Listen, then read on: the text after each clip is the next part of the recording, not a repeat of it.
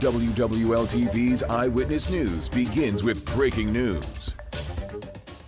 This is a very large-scale situation. It certainly was. A series of multi-vehicle pileups on I-55 has left at least 2 people dead and many more hurt.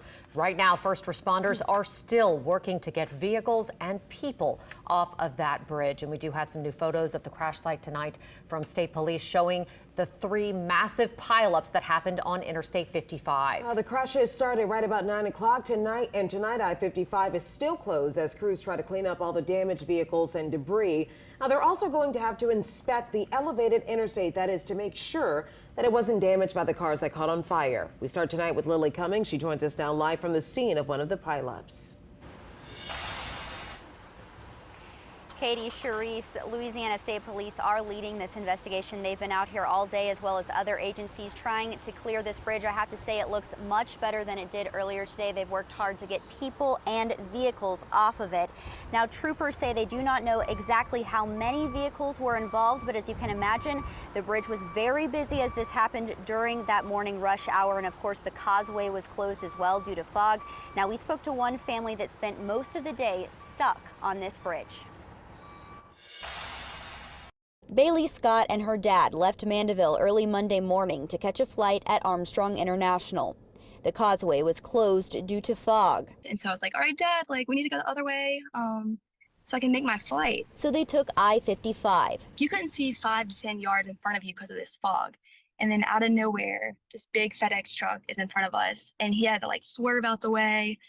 The brakes were screeching. This video was shot by Scott's father. Louisiana State Police say there were 3 clusters of crashes on the I-55 bridge. That was a result of fog combined with the smoke from the wildfires coming out of New Orleans. Sergeant Kate Stegall says calls started pouring in around 9 a.m. There was one vehicle that went over the railing and into the water. Thankfully, that driver was able to get out of that vehicle. LSP said there were 2 fires, including one involving the cab of a tanker truck. It's unknown what material it was hauling. But I do know that it was not a material that was hazardous to the air. As traffic backed up for miles in all directions, help came rushing in from across the region. First responders, state troopers, parish cops. It's just, a blessing to have as many as we have to respond to this. Carla Birch Day arrived at the scene praying her family was all right. Whenever I saw it, I wanted to go berserk driving because you don't think that they can survive something like this. She says her family was okay, but others were not. Scott is an ICU nurse at Lakeview Hospital, and she rushed to help. So there was people stuck in their cars. First of all, we're trying to, get the doors unlocked. None of the ambulances or EMTs were here yet. We saw a lot of concussions. People have broken arms and legs. Scott says an hour passed before first responders could reach the victims, and although she missed her flight, she's thankful she could help. Glad that we're okay. I pray for the people that did get injured. Well, Scott and her father were stuck on this bridge for more than 5 hours. Now, they tell me they're one of the lucky ones that were able to drive off safely without any damages to their cars. But of course, today we've seen a lot of cars, damaged, crunched up on the back of tow trucks driving off today.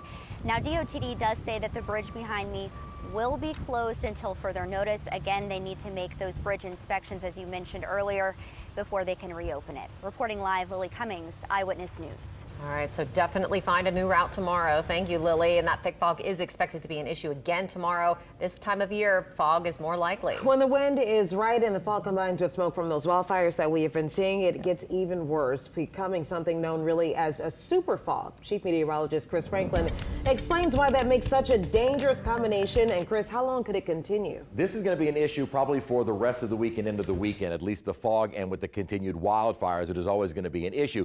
By Wednesday, Thursday morning might not be quite as bad if we can see an increase in the wind. I want to start out with visible satellite to show you the extent of the fog as we get started. Look at it right along the lakefront, but in particular out west and over I-55. When we zoom in and you start out early this morning, watch out in the east. There is the wild wildfire, that smoke is moving straight toward St. John Parish, and that is where we had the dense fog along I-55. And we had mentioned a term called super fog. Well, what happens for fog to develop, you need something called condensation nuclei. Basically, it's particles in the atmosphere, dust, pollen. Those particles allow water vapor to condense on them. That's how you get fog to form.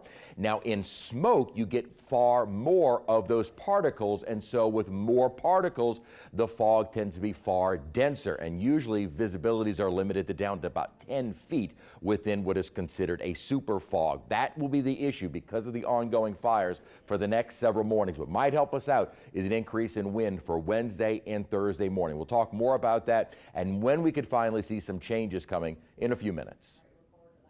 Chris, there is some good news tonight, though, as far as traffic goes. I-10 over the Bonnie Carey Spillway has been closed much of the day. It reopened to traffic in both directions just a couple of hours ago. Well, one way to stay safe if you have to drive in the fog is to give yourself a little extra time and take it very slow.